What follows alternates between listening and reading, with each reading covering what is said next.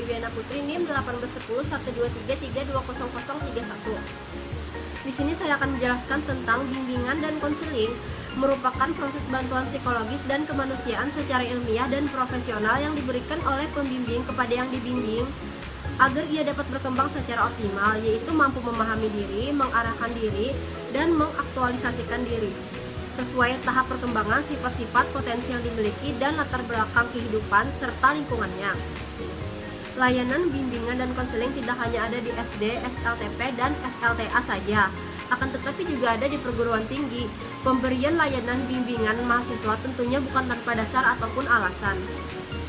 Di antara problem yang sering dihadapi mahasiswa, baik dalam perkembangan studinya ataupun problem pribadi. Assalamualaikum warahmatullahi wabarakatuh. Perkenalkan, nama saya Ega Murniati, NIM 1810123320032. Saya di sini ingin menjelaskan pengertian bimbingan dan konseling di perguruan tinggi. Bimbingan mahasiswa merupakan usaha untuk membantu mahasiswa mengembangkan dirinya dan mengatasi problema akademik dan problema sosial pribadi yang berpengaruh terhadap perkembangan akademik mereka, dan diberikan oleh dosen-dosen pembimbing akademik pada tingkat jurusan atau program. Menurut Undang-Undang Nomor 20 Tahun 2003, Pasal 19 Ayat 1, yang dimaksud perguruan tinggi adalah merupakan jenjang pendidikan setelah pendidikan menengah, mencakup program pendidikan diploma, sarjana, magister, spesialis, dan doktor yang diselenggarakan oleh perguruan tinggi. Itu saja penjelasan dari saya, akan dilanjutkan oleh teman saya. Assalamualaikum warahmatullahi wabarakatuh. Perkenalkan, nama saya Nurul Hafizah, NIM 18103232240. Selanjutnya saya akan menjelaskan mengenai aspek program bimbingan dan konseling di perguruan tinggi. Menurut AD 2019 terdapat 6 aspek yang berkaitan dengan program bimbingan dan konseling di perguruan tinggi. Di antaranya yang pertama itu tujuan perguruan tinggi.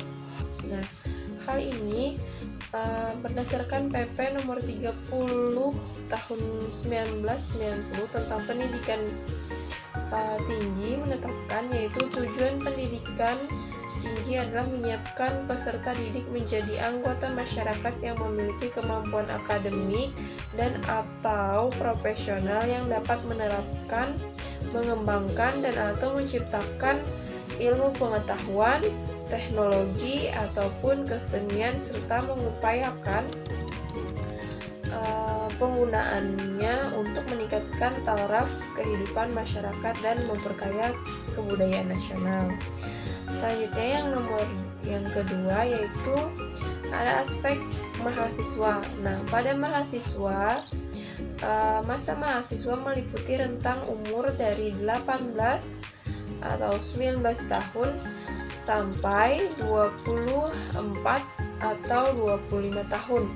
Rentang umur itu masih dapat dibagi menjadi atas periode 19 atau 19 tahun sampai 20 atau 21 tahun, yaitu mahasiswa dari semester 1 sampai dengan semester 4, dan periode waktu 21 periode waktu umur 21 atau 22 tahun sampai 24 atau 25 tahun, yaitu mahasiswa dari semester 5 sampai dengan semester 8. Yang ketiga yaitu pola dasar bimbingan yang sebaiknya diikuti adalah pola generalis untuk sejumlah kegiatan bimbingan tertentu, misalnya orientasi studi, perkenalan dengan cara belajar mandiri, pembahasan tantangan bagi mahasiswa sebagai manusia pembangun, kemudian juga pertemuan untuk mendiskusikan hal-hal yang berkaitan dengan pergaulan dengan antara jenis kelamin. Dalam mengelola kegiatan-kegiatan itu dapat diikutsertakan sejumlah dosen yang mampu dan berminat. Kemudian yang keempat ada aspeknya, yaitu komponen bimbingan yang diutamakan ialah layanan konseling sepanjang masa studi Nah,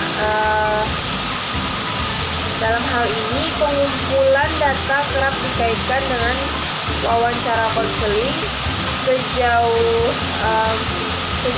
masalah yang menuntut hal itu, misalnya testing bakat khusus dalam kasus meninjau kembali pilihan program studi.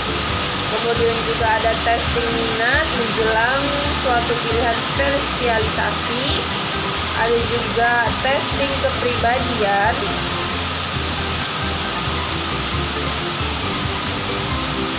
Dalam kasus yang diduga menunjukkan aneka gejala neurotik. Nah, neurotik di sini itu adalah kecenderungan jangka panjang dalam berada pada keadaan emosional yang negatif atau cemas.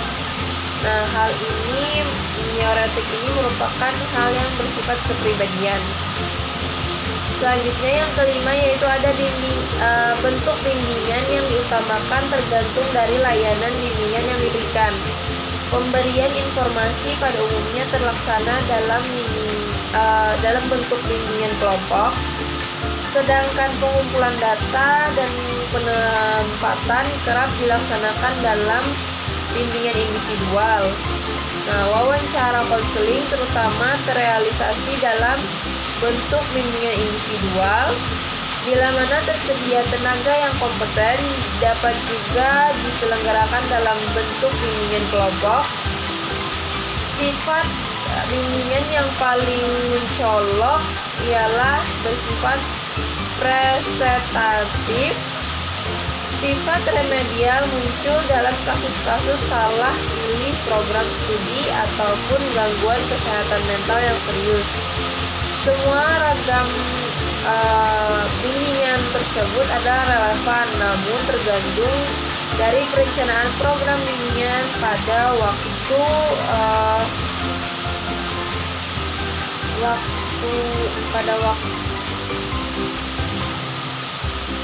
Nah, hal tersebut namun tergantung dari perencanaan program pada waktu kapan